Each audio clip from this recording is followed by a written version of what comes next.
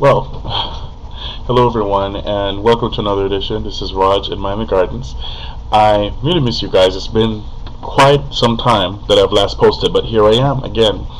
And right now, I just wanted to talk about the whole issue of bitterness. It's something that is ubiquitous in gay society, and in the United States anyway, and particularly in the black gay society. And like anything that is ubiquitous, people always tend to misuse the term, I think, in my view, and always tend to not really understand it and how to deal with it. And what gives me authority? Well, I was there. I was bitter for a very large portion of my adult life. So I understand a lot of it. Well, first of all, I think the best thing to do when you're trying to overcome something or try to help someone overcome something is to define what it is, right? Or what is not, for example. Bitterness is definitely not being cautious, because I've been accused of that sometimes, and even recently. Sometimes you meet someone, a seemingly great guy, for example, you feel things might be moving a little bit too quickly, and you really want the relationship to be substantive, you want it to be long lasting, you want it to work, but the other party involved, right, the other guy is saying, let's move a little more quickly, and you're saying, no, let's be cautious, you're accused of being bitter. That actually happened to me. Bitterness is, but that's not bitterness. Also, bitterness is not being selective or having high standards. You know, being selective and having high standards is just being selective and having high standards. That has nothing to do with being bitter. We all have our laundry lists, right or wrong, of what we want out of a man, what we want out of that special guy. And that's okay. It's okay to want to have standards. It's okay to set those paradigms. It's good to know what you want, because then you don't waste people's times and you don't end up hurting people. So it's good to know what you want. So that's not what bitterness is. Bitterness is when you get to a point that your world view becomes so jaundiced that everyone should be distrusted, everyone should be written off as being foolish, or you're just totally cynical, you just don't care about the facts, you don't care about other people, you become self-absorbed and cynical and almost hateful. That's what bitterness is. And the next question would be, how does it manifest itself? Well, typically, I mean, if you go on to any of those websites, those networking websites, from Facebook to MySpace to Adam for Adam to BGC, you read these profiles and you see bitterness manifesting itself in all sorts of crazy ways. You sense that anger, that tinge of cynicism and crassness, the inability to reason. That's how you know that somebody's bitter. And it's a terrible thing. It's definitely not something that you want in your life. I have been there, folks, and it is not pretty. So the question then next would be, how do you overcome this bitterness? First of all, like any behavior that you're trying to get rid of, or any habit that you're trying to break, is that you have to accept that it's happening to you. You have to accept that you're bitter. And that took me a long time to see that. When you're bitter, you spend so much time casting the mirror on other people. See, that's how they do it. That's how you act. Right? You spend so much time doing that. But when it's time to really accept that you yourself is bitter, and you have to turn that mirror around, it is one of the most painful things that you can go through, because you see the truth.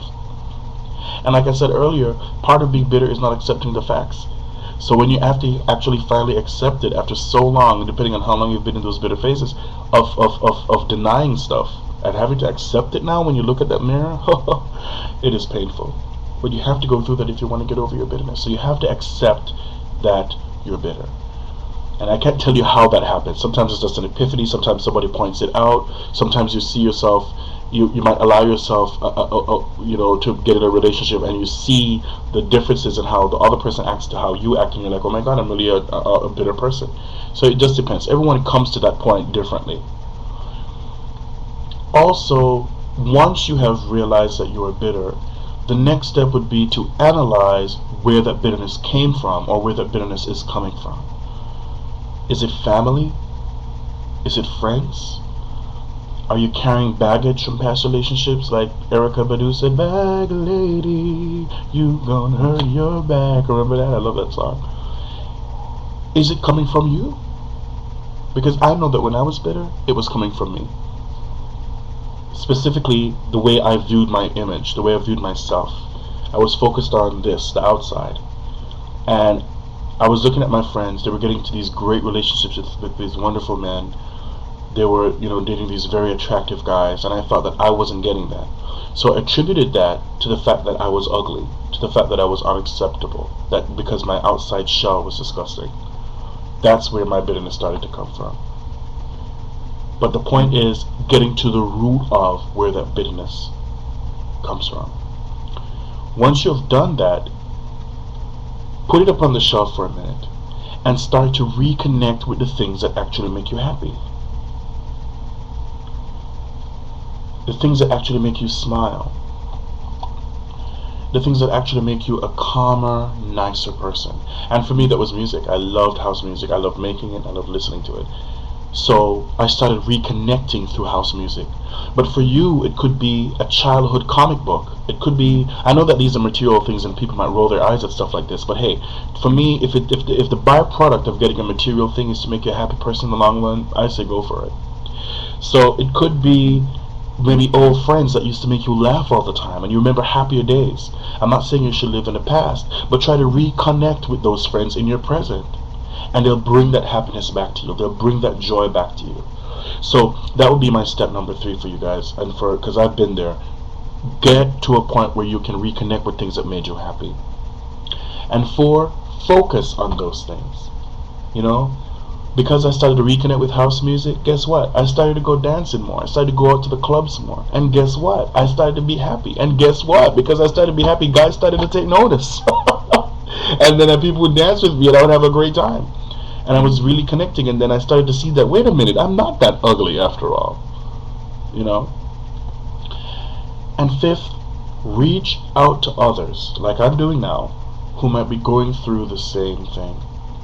I know a lot of you have these Adam for Adam accounts, and you log on and you see these bitter guys. They're so angry.